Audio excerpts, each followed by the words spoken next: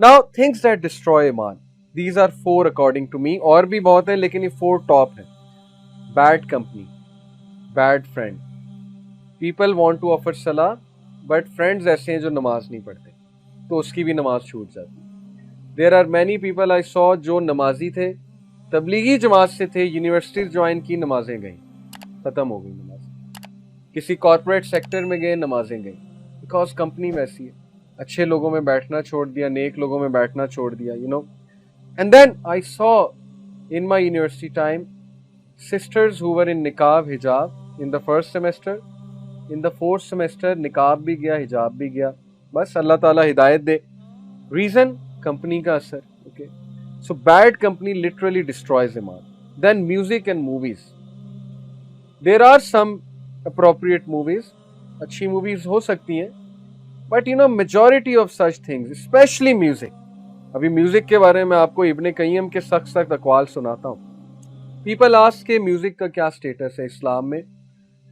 मेरी जो रिसर्च है, मेरे नजदीक म्यूजिकल इंस्ट्रूमेंट्स हराम है। उसकी बहुत सी रीजंस हैं। एक तो क्लियर कट हदीस है, दूसरा I am coming from a background के I was a vocalist, you know. एक लोकल बैंड हमने बनाया था, death metal, black metal, gothic, you know, punk metal, nu metal, ये सारी मेटल की टाइप्स। मेरे पास 200 GB कलेक्शन 2006-2007 में होती थी, जब 200 GB बहुत बड़ी चीज़ होती थी। जो लोग मेरे बैकग्राउंड को जानते हैं उनको ये पता है। यूनिवर्सिटी में हम एक बैंड भी बना रहे थे। मेरा दोस्त ज़रार माशाल्लाह वो भी दीन की तरफ है, वो गिटारिस्ट था, और इसी तरह बैस प्लेयर भी हमारा एक था, ड्रमर भी था। मेटालिका हमारा फेवरेट बैंड था उस दौर में। तो you know I am coming from that background के मैं उस बैकग्राउंड से नहीं आ रहा कि मैंने म्यूज़िक नहीं कभी सुना हुआ है या मैं शुरू से दीनदार था। आई नो म्यूज़िक का इफेक्ट क्या है, आई नो बॉलीवुड सॉन्ग्स का इफेक्ट क्या है, और वो आपको किस फैंटेसी में लेकर जाते हैं। लिटरली वो आपको उस फैंटेसी में लेकर जाते हैं, उस हाइट पर लेकर जाते हैं बॉलीवुड सॉन्ग्स, कि वहां से आप इतने बुरे गिरते हैं। जब आप रियलिटी में आते हैं, आपकी आंखें खुलती हैं, आप इतनी हाइट से गिरते हैं कि आपकी सोच है। तो कुछ हिकमत है ना। प्रॉफिट सल्लल्लाहु अलैहि वसल्लम वाज सिंसियर टू अस, अल्लाह is sincere to us, that's why he forbade us. And don't even ask me about you know hip hop and these you know rap songs. So music to me, musical instruments are haram, और जो lyrics हैं they are even more dangerous. आज के जो lyrics हैं they are literally poison. इंसान को उसके पर्पस से दूर करते हैं, अल्लाह से दूर करते हैं, इंसान को फैंटेसी में लेकर जाते हैं, यूफोरिया की स्टेट में लेकर जाते हैं इंसान को। They act like a drug, आपका डोपामीन रिलीज करते हैं, डोप सेंटर्स को जाकर हिट करता है म्यूजिक।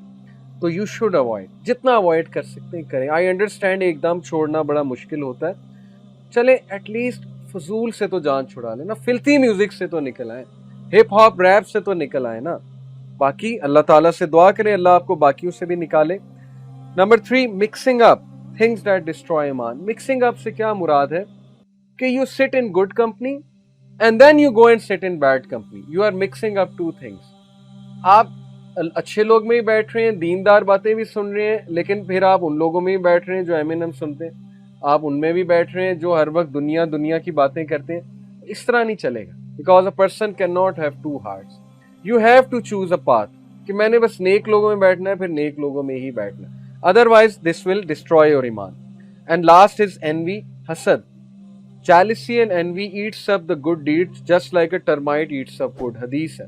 जैसे दीमक उसको खा जाती है, लकड़ी को खा जाती है, इसी तरह एनवी और हसद गुड डीड्स को खा जाता है। या just like a fire eats the wood, ये भी एक मिसाल है, आग जैसे लकड़ी को खा जाती है। तो हसद होता है एक natural, this is a natural emotion. Yusuf अलैहिस्सलाम के भाइयों को हसद हो गया था, यूसुफ अलैहिस्सलाम से। सिबलिंग्स में राइवलरी बहुत जो है वो कॉमन है, स्पेशली टीन एज में हो जाता है हसद कि अब्बू ने इसको ये ला कर दिया, मुझे ये नहीं ला कर दिया, अब्बू ने इसको ये दिया। सिबलिंग्स में ऐसे ऐसे इख्तलाफ हो जाते हैं कि मेहनत मैं करूं, इंजॉय तुम करो, सारा दिन घर के काम मैं करता हूं, तुम जॉब करके आते हो और बस बैठ जाते हो आके, और एंड में पैसे भी ज़्यादा तुम्हें मिलते हैं। तो ये आ जाती हैं चीज़ें, नेचुरल हैं। माँ बाप को मैनेज करना चाहिए, औलाद की तरबियत करनी चाहिए, समझाना चाहिए। बट जो खुद बंदा एनवी कर रहा है उसको भी इस बात का ख्याल करना चाहिए कि this will eat up my good deeds. भाई आप कंपेयर करने की बजाय जो है वो तारीफ करो अगले की, आप उसके लिए दुआ करो आपका भाई या आपकी बहन हो आपसे ज्यादा कमाता है, अच्छी बात है, आप उसके लिए और दुआ करो, अल्लाह उसे और दे. So envy eats up good deeds. So just last few things. Fuzail ibne Iyad का एक कोट मैं आपको सुनाता हूँ. ये मेरे फेवरेट सलफ हैं, असलाफ, ताबीन, तबा ताबीन, सहाबा और बुजुर्गान, ये असलाफ होते हैं. तो he is one of my favourite self. He said, whoever smiles at his brother's committing of a sin has betrayed him. This is what I am talking about. Real friendship ये नहीं है कि दोस्त के सिन पर मुस्कुराना. आजकल ऐसे ही होता है ना, दोस्त टिकटॉक की वीडियोस दिखाता है, आपको फजूल चीजें दिखाता है, आप हंसते हैं, मुस्कुराते हैं, आप एनकरेज करते हैं कि वाह भाई वाह. He said if you smile at his sin you have betrayed him actually. तुमने धोखा दिया है उसको. कैसे धोखा दिया है? कि तुम सिंसेयर दोस्त नहीं हो. अगर तुम सिंसेयर दोस्त होते तुम मना करते, तुम रोकते. ये सिंसेरिटी है. ये कौन सी सिंसेरिटी है कि तुम मुस्कुरा रहे हो उसके गुनाह पे. Then Sufyan as-Sauri said, there is nothing that corrupts a person or rectifies him more than his companion. दोस्त से ज्यादा इंसान को कोई और करेक्ट और करप्ट नहीं करता. यकीन करें, माँ बाप की बात नहीं सुनते लोग, दोस्त की बात ज्यादा सुनते हैं. इसलिए माँ बाप को चाहिए उसके दोस्त अच्छे बनना, क्योंकि एक एज आती है कि टीनेजर्स माँ बाप की बात नहीं सुनते इतनी. सो दे शुड लुक कि उनके फ्रेंड्स अच्छे, क्योंकि फ्रेंड्स से इन्फ्लुएंस, स्पेशली जो 13 to 18 साल का जो होता है ना टाइम पीरियड, इसमें हम ज्यादा दोस्तों की सुनते हैं. तो पेरेंट्स हैव टू इंश्योर कि दोस्त उसके अच्छे. इब्ने हजर said, no sin remains minor when accompanied by persistence and no sin remains major when accompanied by the seeking of forgiveness. कोई भी सिन माइनर नहीं है जब वो रूटीन बन जाए तो वो मेजर सिन है, चाहे वो आपके नजदीक छोटा सिन है, परसिस्टेंस की वजह से वो मेजर बन जाता है. जैसे मिसाल के तौर पे you talk to a non महरम, अब आपके लिए माइनर सिन है, and if you are talking you know not that bad things, just interaction कर रहे हैं आप, अल्लाह की हुदूद को क्रॉस इस सेंस में कर रहे हैं कि आप बहुत ज्यादा फ्री हो रहे हैं. नॉन महरम से बात करना मना नहीं है, काम के लिए की जा सकती है, पर्पसफुल होना चाहिए और अकेले में नहीं होनी चाहिए. ग्रुप वर्क हो तो बात की जा सकती है. But when you are chatting to someone, when you are lonely, there is immense chance of slipping away.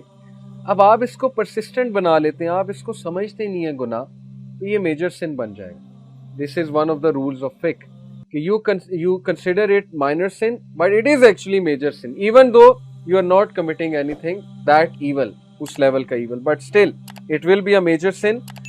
And major sin becomes a minor and doesn't become a sin when accompanied by the seeking of forgiveness. और माफी मांगने से major sin भी माफ हो जाता है.